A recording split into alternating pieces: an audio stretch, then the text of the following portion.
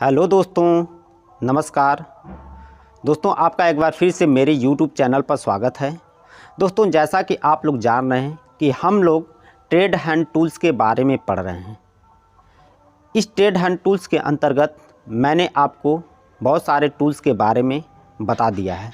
दोस्तों, आज मैं आपको एक इम्पॉर्टेंट टूल्स जिसको हम लोग हैक्सा कहते हैं, यह हैक्सा क्या होता है, जैसा कि आप देख सकते हैं कि ये एक प्रकार का कटिंग टूल्स है जिसके द्वारा हम लोग लोहे के टुकड़े, प्लेट, पाइप, शीट आदि को काट सकते हैं। तो दोस्तों, यह हैक्सा क्या होता है मैं आपको दिखाना चाहूँगा। जैसा कि आप देख सकते हैं आपके सामने यह हैक्सा है। तो दोस्तों, हैक्सा के द्वारा हम लोग किसी भी लोहे के टुकड़े को या शीट्स को या पाइप को आसानी से हम लोग इस हैक्सा ब्लेड के द्वारा काट सकते हैं। तो दोस्तों, हैक्सा के भाग यानी पार्ट्स ऑफ हैक्सा।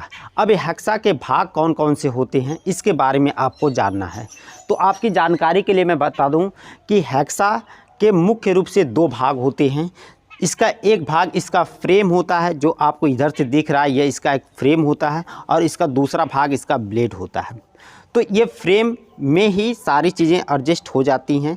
तो सबसे पहले इसके फ्रेम के बारे में हम लोग देखेंगे कि हैक्सा का मुख्य भाग इसका फ्रेम होता है। दोस्तों, इसके बारे में आगे देखिए। इसके एक सिरे पर फिक्स्ड स्क्रू होता है जिसके अंदर की ओर पिन तथा बाहर की ओर हैंडल लगा होता है। तो दोस्तों, यहाँ पर देखिए, मैं आपको दिखाना चाहूँगा, इसको मैं खोल कर दिखाना चाहूँगा कि यहाँ पर आप ऐसे देख सकते हैं कि इसके एक सिरे पर, जैसा कि आप देख सकते हैं कि इसके एक सिरे पर फिक्स्ड स्क्रू होता है। जैसे कि आप यहाँ पर देख सकते हैं, यह हमारा फिक्स्ड स्क्रू होता है जिसके अंदर की ओर पिन तथा बाहर की ओर हैंडल लगा होता है। तो ये अंदर की तरफ ये पिन आपको दिखाई दे रही है, अब बाहर की तरफ ये पकड़ने वाला हैंडल है।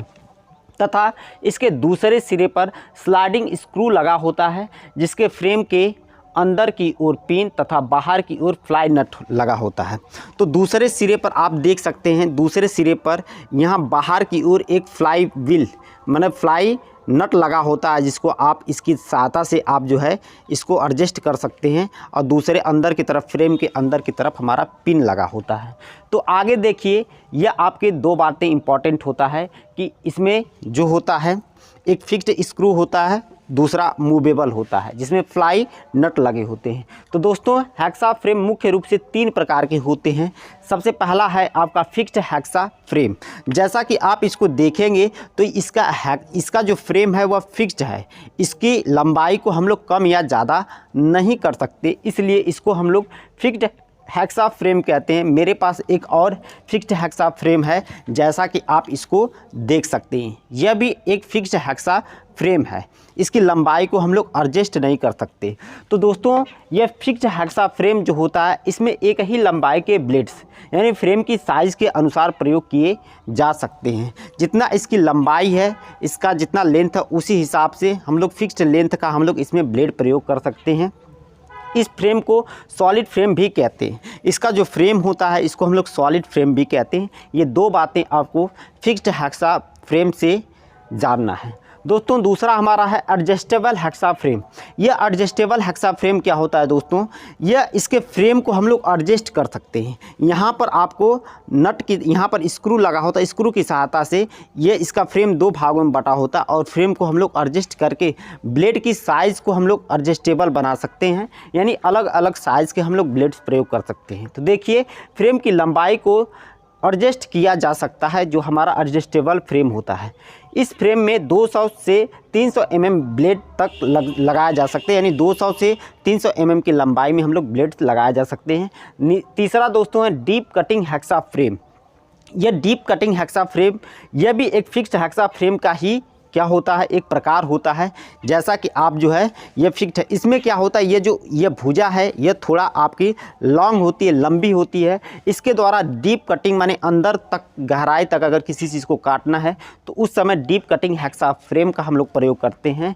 इस फ्रेम की सहायता से अधिक गहराई तक कार्यखंड को हम लोग, यह अधिक गहराई तक कार्यखंड में अटकता नहीं है, यानी आसानी से अधिक गहराई तक के कार्यखंड को हम लोग काट सकते हैं इस डीप हैक्सा फ्रेम के द्वारा।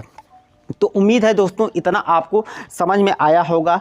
आगे नेक्स्ट हम लोग देखते हैं कि हेक्सा ब्लेड। यह हेक्सा ब्लेड क्या होता है दोस्तों, जैसा कि आप लोग यहाँ पर देख सकते हैं, यह आपके पास हेक्सा ब्लेड है।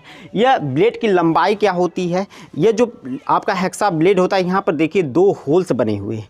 इस होल से यहाँ तक, इस होल से यहाँ तक के बीच की जो दूरी है, यहाँ पर देख सकते हैं ब्लेड की लंबाई। इस होल से इस होल के बीच की जो दूरी होती है वो ब्लेड्स की लंबाई होती है। बाकी इस होल्स को हम लोग पिन होल कहते हैं। अब इसके बारे में आप देख सकते हैं कि यह जो हमारा हेक्सा ब्लेड होता है, यह काटने वाला भाग होता है। फ्रेम में इसको आसानी से हम लोग लगा सकते हैं और यह इसी के द्वारा हम लोग किसी सीट, किसी मेटल या लोहे या पाइप को हम लोग काटते हैं। यह एक पत्ती के आकार में होती है जिसमें 2 होल बने होते हैं। जैसा कि आप लोग देख सकते हैं कि यह एक पत्ती के आकार की होती है जिसमें 2 होल बने होते हैं। इन होल की सहायता से हेक्सा फ्रेम फिट हो जाता है। इस होल की सहायता से हम लोग हेक्सा फ्रेम को फिट कर सकते हैं। इसकी दोनों या एक साइड्स में दांतें कटे होते हैं, जैसा कि आप दोस्तों यहाँ पर देख सकते हैं, जो कि कैमरे में यह दिखाई नहीं देगा। इसके दोनों साइड में, यह जो मेरे पास ब्लेड्स है, इसके दोनों साइड में दांतें कटे हुए हैं। तो ऐसे भी ब्लेड्स आते हैं जिनके एक साइड में दांतें कटे होते हैं। Hexa blade high carbon steel के बने होते हैं, क्योंकि इसकी दांतें जो होती हैं अगर बहुत स्ट्रांग, बहुत मजबूत नहीं होंगी तो यह लोहे या किसी स्टील की पाइप को काट नहीं सकती। तो यह हाई कार्बन स्टील की बनी होती हैं, ताकि इनकी दांतों की मजबूती की वजह से ही लव वस्तुएं या जो भी हमको काटना है उन पदार्थों को हम लोग आसानी से काट सकते हैं। तो दोस्तों आगे है, इसके दांतें और होल्स को हार्ड एवं टेम्पर किया जाता है। चूँकि हार्डनिंग और टेम्परिंग एक क्रिया होती है किसी भी मेटल का ट्रीटमेंट करने के लिए। इसके द्वारा हम लोग किसी मेटल को उसकी हार्डनेस बढ़ा सकते, किसी मेटल की हार्डनेस और उसकी टेम्परिंग करने से उसमें उसकी स्ट्रेंथ को हम लोग बढ़ा सकते हैं। यानी यह इसके दांतें और होल्स को हार्ड एवं टेम्पर किया जाता है। ब्लेड की पत्ती की मोटाई 0.6 mm से 0.8 mm तथा चौड़ाई 12 से 16 mm तक होती है। इसकी मोटाई जो ब्लेड्स होती है, इसकी जो मोटाई होती है, यहाँ पर देख सकते हैं, इसकी जो मोटाई होती है यह 0.6 mm से 0.8 mm के बीच में होती है। और इसकी जो चौड़ाई होती है, इसकी चौड़ाई होती है ब्लेड्स की, यह 12 से 16 mm के बीच में हमको उपलब्ध होती है। आगे ब्लेड मोटी पिच, मध्य पिच तथा पतली पिच में आते हैं।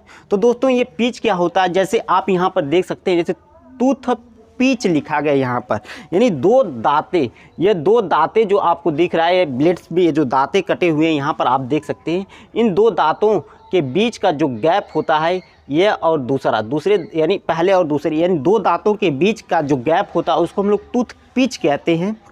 और ये 3 तरह से आते हैं। माने ब्लेड पिच जो होती है, मोटी पिच, मध्यम पिच और पतली पिच में आते हैं। तो मोटी पिच क्या होता है, जब दांतों के बीच की दूरी 1.5 से 2 mm हो तो हमारी मोटी पिच होगी।